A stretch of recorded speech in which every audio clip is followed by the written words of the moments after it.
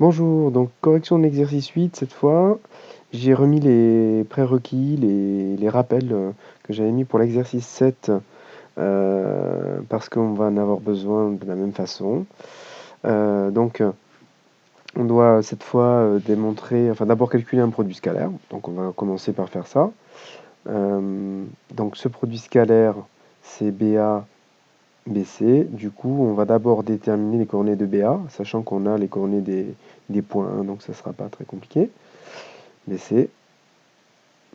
Alors, BA, hein, on fait coordonnées de A moins coordonnées de B. Donc le x de A, c'est moins 4, moins le x de B, c'est moins 1. Donc il faut faire attention, mais ça va faire du moins moins. Moins 4, moins 1, donc ça va faire plus 1. Moins 4 plus 1, ça donne moins 3.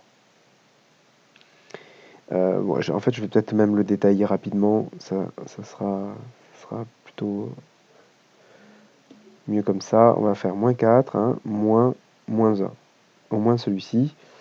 Et pareil pour le y. Le y, c'est y de a moins donc 1 moins le y de b, c'est-à-dire 2. Donc là, il n'y a pas de problème de signe, mais quand même, on fait attention.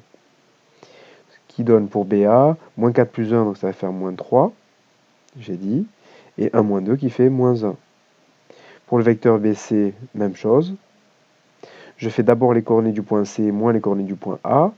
Ça va donner donc le x de C moins le x de B, donc 1 moins moins 1.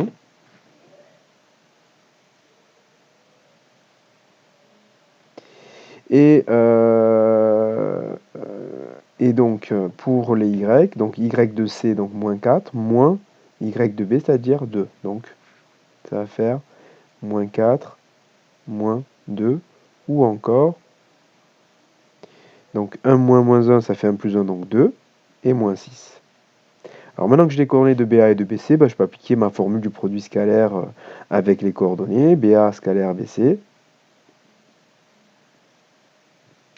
est égal à moins 3 fois moins 2, fois 2, pardon, plus moins 1 fois moins 6. Alors, il faut que je rajoute des parenthèses. Ça donne moins 3 fois 2, ça fait moins 6. Et moins 1 fois moins 6, ça fait plus 6, donc moins 6 plus 6. Et donc on obtient 0. Et c'est pour ça que j'ai rajouté, j'ai laissé plutôt le rappel concernant les vecteurs orthogonaux, parce qu'à partir de là, on peut en déduire que BA et BC sont orthogonaux, puisque leur produit scalaire est égal à 0. Et ça nous permet de répondre à la question de petit 2, parce que si les vecteurs sont orthogonaux, ça veut dire qu'ils forment un angle droit, et dans le triangle, s'il y a un angle droit, c'est que le triangle est rectangle. Donc je vais dire, on en déduit que BA et BC sont orthogonaux.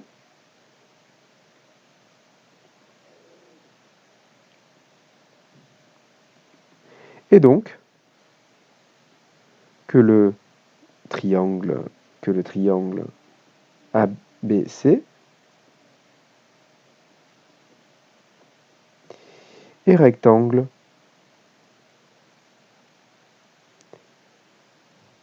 en B. Alors pourquoi en B, hein, puisque si c'est BA et BC qui sont orthogonaux, c'est en B qui forme l'angle droit. D'accord? Voilà, c'est tout pour cet exercice. Alors pour la nature, on pourrait se demander s'il n'est pas aussi isocèle.